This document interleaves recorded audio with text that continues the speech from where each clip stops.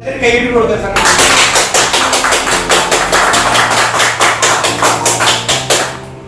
താമസിക്കുന്നില്ല. നമ്മുടെ ക്ലാസ് ഔപചാരികമായി ചെയ്യാൻ വേണ്ടി സാറിനെ പ്രത്യേകം DXനെ കുറിച്ച് അറിയാലോ അല്ലേ സാർ? DXനെ കുറിച്ച് കേട്ടിട്ടുണ്ടോ?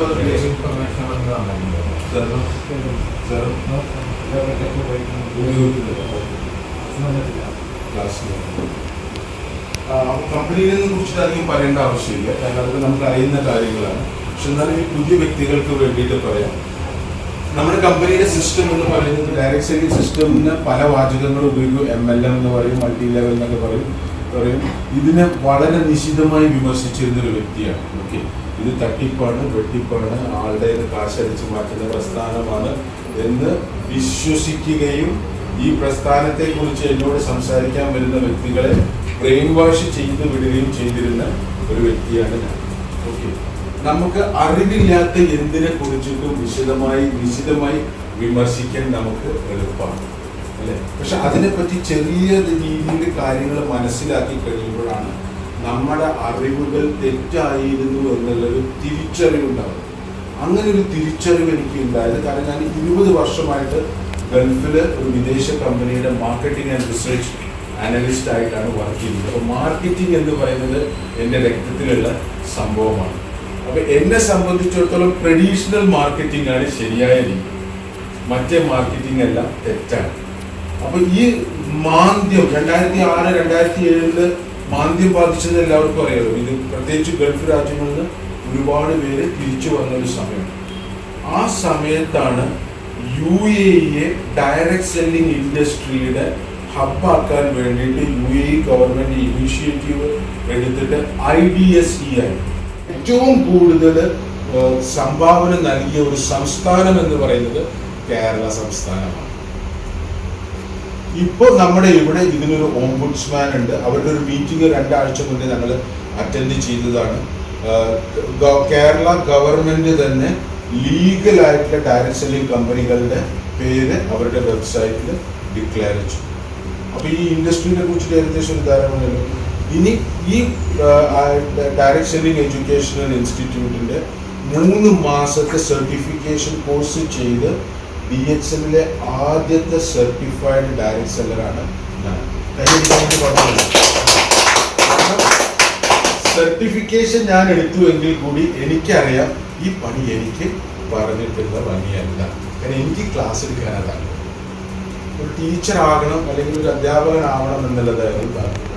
നമ്മുടെ അറിവുകൾ പറഞ്ഞു കൊടുക്കുക, മറ്റുള്ളവർക്ക് അതുകൊണ്ട് ഉപകാരം കിട്ടുകയാണെങ്കിൽ അപ്പോൾ അതിലേക്ക് ഫോക്കസ് ചെയ്ത് അങ്ങനെ പോകാത്ത. അപ്പോൾ അതാണ് ആ ഭാഗം. 92 തുടങ്ങിയ കമ്പനി 93 തുടങ്ങി എന്നുള്ളതാണ് എല്ലാവരും പറയുന്നത്. അത് ശരി തന്നെയാണ്. കാരണം ആദ്യത്തെ കച്ചവടം നടന്നത് 93. മനസ്സിലായോ? അപ്പൊ നിങ്ങൾ ആലോചിച്ച് നോക്കി, ഒരു കൊല്ലം ഒരു കമ്പനി തുടങ്ങിയിട്ട് അതിന് ഒരു പ്രൊഡക്റ്റും കച്ചവടം പോയില്ല. ലിമെങ്ങാനും തീരുമാനിക്കാൻ എനിക്കിത് പറ്റിയ പണിയില്ല, ഞാൻ എഞ്ചിനീയറിംഗ് വിഭാഗത്തിലേക്ക് തന്നെ പോവാം എന്ന് പറഞ്ഞു പോയിരുന്നു വെച്ചാൽ ഇന്ന് DXN എന്ന് പറയുന്ന പ്രസ്ഥാനം ഇവിടെ ഇല്ല. അപ്പൊ അദ്ദേഹം ആ ഒരു വർഷം ക്ഷമയോടെ കാത്തിരുന്ന് ആ പ്രസ്ഥാനത്തെ മുന്നോട്ട് കൊണ്ടുപോകാൻ പ്രാർത്ഥിച്ചുകൊണ്ട് പോയത് കൊണ്ടാണ് ഇന്ന് 180 രാജ്യങ്ങളിൽ ഈ പ്രസ്ഥാനമുള്ളതും നമ്മളെല്ലാവരും ഇന്നിവിടെ ഇരുന്നിട്ട് ഈ മീറ്റിംഗ് അറ്റൻഡ് ചെയ്യും. കാരണം DXN ഗ്രൂപ്പിനെ നമ്മൾ പരിചയപ്പെടും അല്ലേ? അപ്പോൾ ക്ഷമ വേണം. എല്ലാത്തിനും അതിൻ്റെതായിട്ടുള്ള ഒരു സമയമുണ്ട്. അത് 180 രാജ്യങ്ങളിലുണ്ട്. ഓക്കെ, ഇനി നമ്മൾ മറ്റുള്ള കമ്പനികളിൽ നിന്നും നമ്മുടെ കമ്പനിയെ വ്യത്യസ്തമാക്കുന്നത് എന്താണ് എന്ന് ചോദിച്ചു കഴിഞ്ഞാൽ, നിങ്ങൾ ഏത് ലോകോത്തര നെറ്റ്വർക്കിംഗ് കമ്പനികൾ എടുത്തു കഴിഞ്ഞാലും ഈ കമ്പനികളൊന്നും സൗദിയിലില്ല, ദുബായിലില്ല, ദുബായ് എന്ന് പറഞ്ഞാൽ UAE-യിലില്ല, കുവൈറ്റിലില്ല, ഖത്തറിലില്ല, അതേപോലെ ബഹ്റൈനിലില്ല, എവിടെയില്ല. ഇവിടെയൊക്കെ വളരെ ശക്തമായ രീതിയിൽ പ്രവർത്തിച്ചു കൊണ്ടിരിക്കുന്ന ഒരേ ഒരു കമ്പനിയേ ഉള്ളൂ, അതാണ് നമ്മുടെ DXN. അതിന് വേണമെങ്കിൽ ഒരു കാര്യം. അപ്പോൾ ഇത് തട്ടിപ്പാണ്, ഉടായ്പാണ് എന്നുള്ള പ്രശ്നം വേണ്ട. പിന്നെ പ്രൊഡക്റ്റുകൾ ക്വാളിറ്റി ഇല്ലാത്ത പ്രൊഡക്റ്റുകളാണ് എങ്കിൽ 25 വർഷമായിട്ട് നമുക്ക് ഇവിടെ നിലനിന്ന് പോകാൻ സാധിക്കില്ല. 20 വർഷമായിട്ട് മിഡിൽ ഈസ്റ്റിൽ നമുക്ക് നിലനിന്ന് പോകാൻ സാധിക്കില്ല. പിന്നെ ഒരുപാട് വ്യക്തികൾക്ക് ഇത് ഉപയോഗിച്ചിട്ട് അതിന്റെ ടെസ്റ്റിമോണിയൽസും മിറാക്കുലസ് ആയിട്ടുള്ള റിസൾട്ട്സും കിട്ടിയിട്ടുണ്ട്. പുതുതായി വന്ന വ്യക്തികളുടെ അറിവിലേക്ക് വേണ്ടി പറയുകയാണ്, ഗാനോഡർമ എന്ന് പറയുന്ന ഒരു മഷ്റൂമാണ്. ഓക്കെ, ഇത് 5 വ്യത്യസ്ത തരത്തിലുള്ള തെറാപ്യൂട്ടിക് മഷ്റൂമുകളെ എന്താ പറയുക ടിഷ്യൂ കൾച്ചറിലൂടെ കമ്പൈൻ ചെയ്തിട്ട് ക്രിയേറ്റ് ചെയ്ത ഒറ്റ മഷ്റൂം. അതായത് 5 വ്യത്യസ്ത മഷ്റൂമുകൾ കൂടിച്ചേർന്ന ഒറ്റ മഷ്റൂമാണ്. ഓക്കെ, അപ്പൊ ഇത് ഒരു രോഗ മനുഷ്യ ശരീരം കോശങ്ങളാൽ നിർമ്മിതമാണ്. അപ്പൊ കോശങ്ങളിലാണ് ഇത് പ്രവർത്തിക്കുന്നത്. കോശങ്ങളെ ഡീടോക്സിഫൈ ചെയ്യും, റെജുവിനേറ്റ് ചെയ്യും, റീജനറേഷൻ നടത്തും. അങ്ങനെ റെജുവിനേഷനും റീജനറേഷനും നടത്തുന്ന സമയത്ത് നമ്മുടെ കോശങ്ങൾ ശരിയാകുമ്പോൾ ഓർഗൻ ശരിയാകും, ശരീരഘടന ശരിയാകും. ശരീരമാണ് രോഗത്തെ പ്രതിരോധിക്കുന്നത്, അല്ലാണ്ട് ക്യാൻസർ. അപ്പൊ നിങ്ങൾ ഈ പ്രൊഡക്റ്റ് കഴിക്കുമ്പോൾ നിങ്ങളുടെ ശരീരത്തിലുള്ള ഒരുപാട് പ്രശ്നങ്ങൾക്ക് ഒരു പരിഹാരം ഇതിലൂടെ മനസ്സിലായില്ലേ? ഇതിന്റെ ഏകദേശ ധാരണ എന്തെങ്കിലും സംശയം നിങ്ങൾക്കുണ്ട് എങ്കിൽ ആ നിമിഷം തന്നെ നിർത്താം, ചോദ്യങ്ങൾ ചോദിക്കാം. നിങ്ങളുടെ ചോദ്യങ്ങൾക്ക് മറുപടി തരാൻ ഞാൻ ബാധ്യസ്ഥനാണ്. അല്ലാണ്ട് എന്തെങ്കിലും ഇവിടെ വന്ന് വിളിച്ചു പറഞ്ഞ് പോവുക എന്നുള്ളതാണ്. ഓക്കെ, അപ്പോ ഇനി ഇത് എന്തിനു കഴിക്കണം, ഞാൻ കഴിക്കണോ അല്ലെങ്കിൽ വേറെ വല്ലതും കഴിക്കണോ എന്നൊക്കെ ഉള്ളതാണ് വലിയ പ്രശ്നം അല്ലേ? ഇത് കഴിക്കേണ്ട ആവശ്യമുണ്ടോ എന്ന്. അപ്പൊ ഇവിടെയാണ് നമ്മളെല്ലാവർക്കും നമ്മുടെ നാട്ടുകാരോ അല്ലെങ്കിൽ നമ്മുടെ വീട്ടുകാരോ അല്ലെങ്കിൽ നമ്മുടെ കുടുംബത്തിലുള്ളവരോ എന്തെങ്കിലും പറഞ്ഞു കഴിഞ്ഞാൽ നമുക്ക് അതിന് വലിയ വില ഉണ്ടാവും. പക്ഷെ വിദേശത്ത് നിന്ന് വരുന്ന എന്തെങ്കിലുമൊക്കെ പറഞ്ഞു കഴിഞ്ഞു കഴിഞ്ഞാൽ അത് ഉൾക്കൊള്ളാനും മനസ്സിലാക്കാനും അംഗീകരിക്കാനും നമ്മൾ തയ്യാറാവും. ശരിയല്ല? അപ്പോൾ വിദേശത്തേക്ക് പോവാം. വേൾഡ് ഹെൽത്ത് ഓർഗനൈസേഷൻ എന്ന് പറയുന്ന ഒരു സംഘടന കേട്ടിട്ടുണ്ട്. ഈ വേൾഡ് ഹെൽത്ത് ഓർഗനൈസേഷൻ പറയുന്നത് ഒരു വ്യക്തി രോഗിയായി മാറാൻ 2 കാരണങ്ങളാണ്. ഒരു 2 കാരണം. ഒന്ന് ടോക്സിനാണ്, വിഷാംശങ്ങൾ, ശരീരത്തിന്റെ ഉള്ളിലേക്ക് വിഷാംശങ്ങൾ പോകുന്നത്. പിന്നെ രണ്ടാമത്തത് ഇംബാലൻസ് ആണ്. ഓക്കെ, അപ്പോ ശരീരത്തിന്റെ ഉള്ളിലേക്ക് ടോക്സിൻ പോകുന്നുണ്ട്, പിന്നെ ശരീരത്തിന്റെ ഉള്ളിലും ടോക്സിൻ ഉണ്ടാവും. അപ്പൊ അത് നമുക്ക് നോക്കാം. ശരീരത്തിന്റെ ഉള്ളിലേക്ക് എങ്ങനെയൊക്കെ ടോക്സിൻ പോകും അല്ലെ? അപ്പൊ അതൊക്കെ സംഭവിച്ചു. ഭക്ഷണത്തിലൂടെ നമ്മൾ കഴിക്കുന്ന ഭക്ഷണം ശരിയല്ല, ഭക്ഷണത്തിലൂടെ ടോക്സിൻ പോകുന്നുണ്ട് എന്നുള്ളത് നമുക്കറിയാം. ഓക്കെ, ഇതിലേക്ക് നമ്മൾ തിരിച്ചു വരും. ഇതിലേക്ക് നമ്മൾ എന്തായാലും തിരിച്ചു വരും. പിന്നെ രണ്ടാമതോ വെള്ളം, കുടിക്കുന്ന വെള്ളം അല്ലേ? അപ്പൊ എന്റെയൊക്കെ കുട്ടിക്കാലത്താണെങ്കിൽ എനിക്കിപ്പോഴും ഓർമ്മയുണ്ട്, രാജാസ് ഹൈസ്കൂളില് ഒരു കിണറുണ്ട് ഗ്രൗണ്ടിന്റെ മുന്നിൽ. അവിടെ നിന്ന് നമ്മൾ കളിക്കുന്ന സമയത്ത് ആരോ കൊണ്ടു വെച്ച കുട്ടി കാര്യം കൂടിയിട്ടിട്ട് അതിൽ ഇറക്കിയിട്ട് വെള്ളം നമ്മൾ കോരി കുടിച്ചിട്ടുണ്ട്, ഒന്നും പറ്റിയിട്ടില്ല. അതുകൊണ്ടാണ് ഞാൻ ഇന്നും പറയാം, ഇന്ന് ഏതെങ്കിലും കുട്ടിക്ക് ധൈര്യമുണ്ടോ റോഡ് സൈഡിലുള്ള ഏതെങ്കിലും ഒരു കെമിക്കൽ ബക്കറ്റ് ഇട്ടിട്ട് വെള്ളം കോരി കുടിക്കാം? കാരണം അപ്പൊ എന്താ വെച്ചാൽ വെള്ളം പ്രശ്നമാണ് അല്ലെ? അതിലേക്ക് നമ്മൾ തിരിച്ചു വരും. ഓക്കെ, പിന്നെ മൂന്നാമത്തെ ഭക്ഷണം പറഞ്ഞു, വെള്ളം പറഞ്ഞു, വായു പറഞ്ഞു അല്ലെ? ആകെ മോട്ടോർ വണ്ടിയാണ്, അതാണ് ഇതാണെന്നൊക്കെ പറഞ്ഞു കഴിഞ്ഞാൽ നമ്മുടെ വീട്ടിൽ വന്ന് നോക്കി 4 വണ്ടി ആവണം. ശരിയാണോ അല്ലെ? ശരി, നമ്മുടെ വണ്ടി കാർപോർച്ചിൽ ചുരുങ്ങിയൊരു 4 വണ്ടിയെങ്കിലും, ഒരു 3 സ്കൂട്ടർ ഉണ്ടാവും, കാറും ഉണ്ടാവും അല്ലേ? അപ്പൊ ഇതൊക്കെ നമ്മൾ കുറ്റം പറയും ചെയ്യും, ഇതൊക്കെ നമുക്ക് വേണം. അപ്പൊ ഇതൊന്നും ഒഴിച്ചുകൂടാൻ പറ്റും. ആ സംഭവങ്ങൾ അവിടെ നിൽക്കട്ടെ. പിന്നീട് പറഞ്ഞത് ഇന്റേണൽ ടോക്സിൻ ആണ്. അതായത് പ്രഷർ വേണോ സാറേ? വേണ്ട സാറേ, പ്രഷർ വേണോ? എന്തിനു വേണം? അതെ സംഭവം മൂക്കിൽ പഞ്ഞിയൊക്കെ ഉണ്ട് അല്ലേ? അപ്പൊ പ്രഷർ വേണം. കാരണം അതല്ലേ, മുകളിലിരിക്കുന്ന വ്യക്തിയുടെ ഒരു ഇതൊന്ന് ആലോചിച്ച് നോക്കിയേ. അത് ശരിയായ സ്ഥാനത്തല്ലേ വെച്ചു. ഒന്ന് കൈ വെച്ച് നോക്കിയാൽ അടിക്കുന്നത്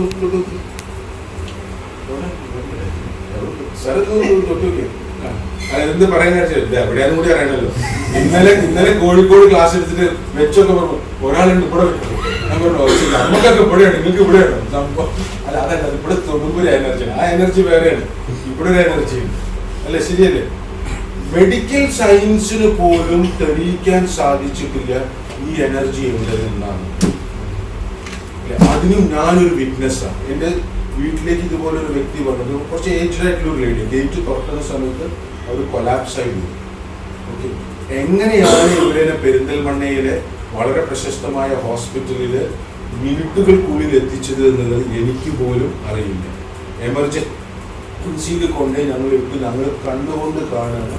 ആ യൂണിറ്റും കാര്യങ്ങളൊക്കെ വെച്ചു. ഒരൊറ്റ വരയാണ്. ഈ ഒറ്റ വര എന്ന് പറഞ്ഞു കഴിഞ്ഞാൽ നമുക്ക് സംഭവം മനസ്സിലായി. തുണി ഇടാം. ഡോക്ടർ കയറി നിന്ന് ഇരുന്ന് കുത്തുകയാണ്. അത് ഏജ്ഡ് ആയിട്ട് പ്രായമായ ഒരു സ്ത്രീയാണ്. അവരുടെ മുകളിൽ കയറി ഇരുന്നിട്ടാണ് ഇത് ഇതാക്കുന്നത്. ഇത് നമ്മൾ കാണുന്നുണ്ട്. അവരുടെ ഫാമിലിയിലൊക്കെ ഇത് കരയണം. കുറച്ച് കഴിഞ്ഞപ്പോൾ പെട്ടെന്നുണ്ട് ഒരു മിറാക്കിൾ പോലെ. ആ ഡോക്ടറിന്റെ സ്റ്റേറ്റ്മെന്റ് എന്തായിരുന്നു എന്ന് വെച്ചാൽ she was dead for few seconds. ഇത് ഡോക്ടറിന്റെ സ്റ്റേറ്റ്മെന്റ്. ഇതിന് കേട്ട വ്യക്തിയാണ്.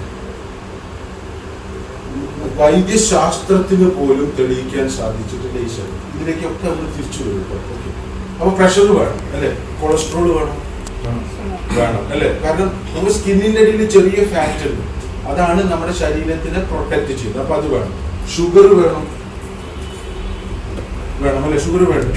അപ്പൊ ഈ പറയുന്ന പ്രഷർ ആയാലും ശരി, ഈ പറയുന്ന ഫാറ്റ് ആയാലും ശരി, ഈ പറയുന്ന പഞ്ചസാര ആയാലും ശരി, അളവിൽ കൂടുതലായാൽ പ്രശ്നമാണ് അല്ലെ. ഡയബറ്റിക്സ് ആവും, പ്രഷർ ആവും, BP ആവും, ഇങ്ങനത്തെ പ്രശ്നം. അപ്പൊ അതവിടെ നിൽക്കട്ടെ. എന്റെ ശരി എന്റെ മാത്രം ശരിയാണ്, നിങ്ങളുടെ ശരി നിങ്ങളുടെ മാത്രം ശരിയാണ്. അപ്പൊ എല്ലാരും വിരല് പൊക്കി ഈ ചെയ്യേണ്ടത് എന്തല്ലോ, ഈ വിരല് മുക്കിലൂടെ ഇതൊരു ശ്വാസം മുട്ടും. വലിക്കുക ശ്വാസത്തിൽ ശ്രദ്ധിക്കണം.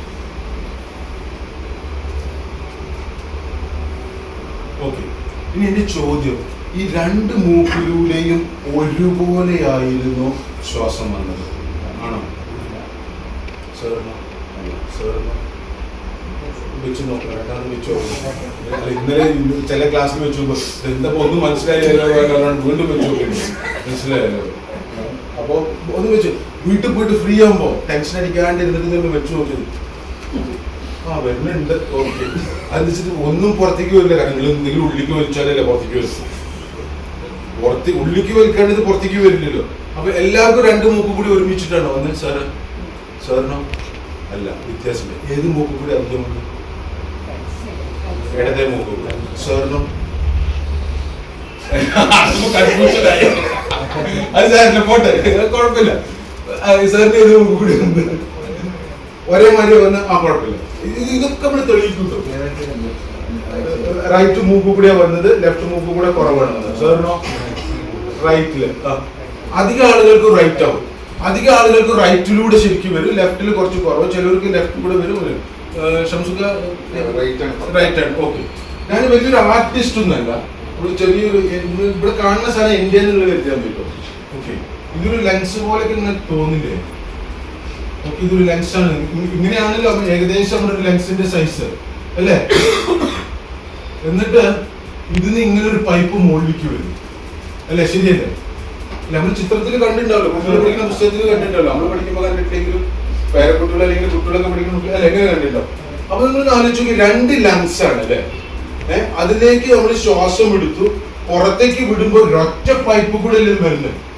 അപ്പൊ ഇത് രണ്ട് മൂക്ക് കൂടി ഒരുപോലെ വരണ്ടേ? എന്ത് ഒരു മൂക്ക് കൂടെ വരുന്നത് കൂടുതലും? ചിലർക്ക് വലതേ മൂക്ക് കൂടെ വരും, ചിലർക്ക് ഇടതേ മൂക്ക് കൂടെ വരും. ഓക്കെ, അപ്പൊ വലത് മൂക്ക് കൂടെ വരുന്ന വെച്ചാൽ ആ ലെൻസിലാണ് കൂടുതൽ വായു ചെന്നത്. അതുകൊണ്ടാണല്ലോ തിരിച്ച് നമ്മൾ ബ്രീത്ത് ഔട്ട് ചെയ്യുമ്പോൾ ആ മൂക്ക് കൂടെ ആ സൈഡിൽ കൂടെ ഫോഴ്സ് വരുന്നത്. ഓക്കെ, പക്ഷെ ഇവിടെ ഞാൻ നിങ്ങളോട് പറയാൻ ആഗ്രഹിക്കുന്നത്, ശരീരം നമ്മളെ ചതിക്കില്ല എന്നുള്ള യാഥാർത്ഥ്യം നമ്മൾ ആദ്യം മനസ്സിലാക്കണം. മനസ്സിലായോ? ഈ ശരീരത്തെ നമ്മളാണ് ചതിക്കുന്നത്. നിങ്ങൾ ശ്രദ്ധിച്ചോ? നിങ്ങൾ വീട്ടിൽ പോയിരുന്നിട്ട് വല്ല ആരാംശം ഇരുന്ന് ശ്രദ്ധിച്ചാൽ മതി.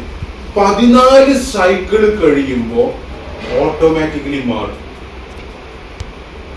നിങ്ങൾ ആദ്യം വെളിക്ക് പോയി വലത് മൂക്ക് കൂടി ആണെന്നുണ്ടെങ്കിൽ 14 സൈക്കിള്, മിനിമം 14 സൈക്കിള് കഴിയുമ്പോൾ അത് നിങ്ങളുടെ ഇപ്പൊ വലത് മൂക്കാണെങ്കിൽ അത് ഇടത് മൂക്കായി മാറും.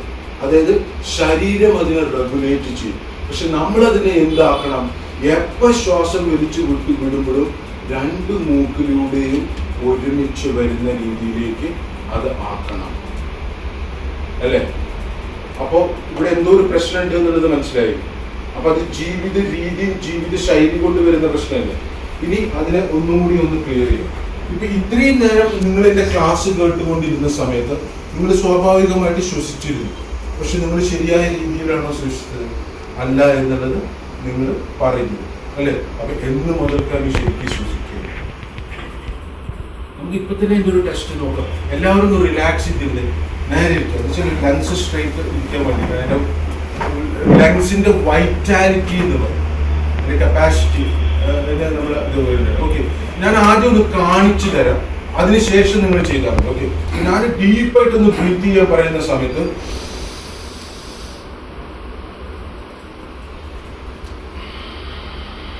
അതായത് നിങ്ങൾ ഡീപ്പായിട്ടൊന്ന് ബ്രീത്ത് ചെയ്യുക. കുറച്ച് സെക്കൻഡുകൾ നിങ്ങളത് ഹോൾഡ് ചെയ്യണം. ഹോൾഡ് ചെയ്തതിന് ശേഷം പുറത്തേക്ക് എത്ര സെക്കൻഡ് കൊണ്ടാണോ നിങ്ങൾ ഉള്ളിലേക്ക് എടുത്തത്, ഇപ്പൊ 4 സെക്കൻഡ് 5 സെക്കൻഡ് കൊണ്ടാണെങ്കിൽ 8 സെക്കൻഡ് കൊണ്ട് അത് ബ്രീത്ത് ഔട്ട് ചെയ്യും. 5 സെക്കൻഡ് കൊണ്ടാണ് ഉള്ളിലേക്ക് എടുത്തത് എങ്കിൽ 10 സെക്കൻഡ് കൊണ്ട് ബ്രീത്ത് ഔട്ട് ചെയ്യണം. ഇനി വല്ലൊരു സ്റ്റക്കായാൽ കൈ പൊക്കിയാൽ പുറത്തു വന്ന് ഞാൻ തട്ടിത്തരാം, പേടിക്കണത്. കാര്യങ്ങൾ അപ്രിയങ്ങളായ ചില തമാശകൾ പറയും, അത് കാര്യമാക്കേണ്ട. അത് കാര്യങ്ങൾ ഓർമ്മയിൽ നിൽക്കാൻ വേണ്ടിയിട്ടാണ്. കാരണം നമ്മുടെ മനുഷ്യന്മാർക്ക്, മനുഷ്യൻ എന്ന് പറയാൻ കാരണം സ്ത്രീകളും പുരുഷനും കൂടി കൂട്ടിയിട്ടാണ് കേട്ടോ പറയുന്നത്, മനുഷ്യന്മാർക്ക് നല്ല കാര്യങ്ങൾ നമ്മൾ മറക്കും, നല്ല കാര്യങ്ങൾ നമ്മൾ മറക്കും, വേണ്ടാത്ത കാര്യങ്ങൾ നമ്മൾ ഓർക്കും. അതിന് ഉത്തമ തെളിവാണ് ഒരാഴ്ച മുന്നേ നമ്മൾ 50 കോടി കൂടുതൽ വരായ ഉണ്ടാക്കി ഖജനാവിലേക്ക്. ശരിയല്ലേ? അല്ലെ? മനസ്സിലായില്ലേ? കേട്ടില്ലേ? അല്ലെ? ശരിയല്ലേ? 50 കോടി കഴിഞ്ഞ വർഷത്തേക്കാണ്. 50 കോടി ഓണായിരുന്നില്ല. ക്ലിയർ ആയി? അത്രയും. കാരണം അതിന്റെ മുകളിൽ ഗവൺമെന്റ് എഴുതി വെച്ചിട്ടുണ്ട്, നിങ്ങൾക്കൊന്ന് ദയവ് ഇത് കുടിക്കണം, എന്നാലേ ഗവൺമെന്റ് രക്ഷപ്പെടും, നിങ്ങളുടെ കുടുംബം രക്ഷപ്പെടുന്നുണ്ട്. അതുകൊണ്ടാണല്ലോ നമ്മളത് ചെയ്യുന്നത്. ശരിയല്ലേ? ഇനി അത് കേട്ട് ടെൻഷനിൽ ഒരു പെട്ടിരിക്കും. ഇപ്പൊ വെണ്ടയ്ക്ക അക്ഷരത്തിൽ എഴുതി നിങ്ങളിത് വലിക്കണം, എന്നാലേ നിങ്ങളുടെ ലങ്സ് കേടാവുള്ളൂ, അപ്പോഴേ നമ്മുടെ ഹോസ്പിറ്റലിൽ പണി കിട്ടുള്ളൂ. അപ്പൊ എന്ത് ചെയ്യും? അതിന്റെ മുകളിൽ 2 കൊത്ത് കുത്തിയിട്ട് വായിൽ വെക്കും, കത്തിക്കും, ആഞ്ഞു വലിക്കും. ശരിയല്ലേ? അപ്പൊ ഇവിടെ നിങ്ങൾ ചെയ്യേണ്ടത് ഇത്ര മാത്രം. ഞങ്ങൾ ഡീപ് ബ്രീത്ത് എന്ന് പറയുന്നത് നിങ്ങൾ ഉള്ളിലേക്ക് ശ്വാസം. ഓക്കെ, അപ്പൊ ബ്രീത്ത് ചെയ്തേ, ഹോൾഡ് ചെയ്തേ, ബ്രീത്ത് ഔട്ട് ചെയ്തേ, ഒന്ന് ട്രൈ ചെയ്തേ, ഹോൾഡ് ചെയ്തേ, പറ്റുന്നുണ്ടോ? ചെറിയൊരു ബുദ്ധിമുട്ടുണ്ട് അല്ലേ? ആ സാധനം. കാരണം എന്തെങ്കിലും പറഞ്ഞു പോവുക എന്നുള്ളതല്ല, സൊല്യൂഷൻസ് ഞാൻ പറയാം, സൊല്യൂഷൻസ് തരും. ഓക്കെ, നിങ്ങളത് ചെയ്തു ഓർമ്മ വരുമ്പോൾ ചെയ്താൽ മതി. അപ്പൊ ആ ഓർമ്മ കിട്ടാൻ വേണ്ടിയിട്ടാണ് ഈ കടികട തമാശകൾ പറയുന്നത്. അപ്പൊ അങ്ങനെയെങ്കിലും നമുക്ക് കാര്യം ഓർമ്മ നിൽക്കട്ടെ. ഇനി ഇതിനുള്ള സൊല്യൂഷൻ എന്താന്ന് വെച്ച് കഴിഞ്ഞാൽ ഈ ലങ്സിന്റെ വൈറ്റാലിറ്റി നമ്മൾ കൂട്ടണം. കാരണം ക്യാൻസർ എന്ന് പറയുന്ന അസുഖം നമ്മൾ പണ്ട് കേട്ടത് എന്താണ്? സെല്ലുകൾ മൾട്ടിപ്ലൈ ചെയ്യുന്നു എന്നുള്ളതാണ്. ഈ അനിയന്ത്രിതമായിട്ട് സെല്ലുകൾ മൾട്ടിപ്ലൈ ചെയ്യുന്നു.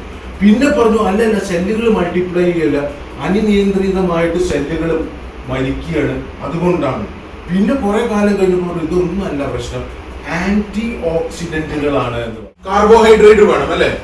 ഊർജം വേണം, നമുക്ക് പ്രവർത്തിക്കാൻ വേണ്ടിയിട്ട് ഊർജം വേണം. ഓക്കെ, പ്രോട്ടീൻസ് വേണം ബോഡി ബിൽഡിങ്ങിന് വേണ്ടിയിട്ട്, പിന്നെ മൈക്രോ ന്യൂട്രിയൻസ് വേണം. അപ്പൊ നമുക്കറിയാം മനുഷ്യ ശരീരം ഉണ്ടാക്കിയിട്ടുള്ളത് കോശങ്ങൾ കൊണ്ടാണ്. ശരിയല്ലേ? അപ്പൊ കോശത്തിന് എന്തൊക്കെയാ വേണ്ടത്?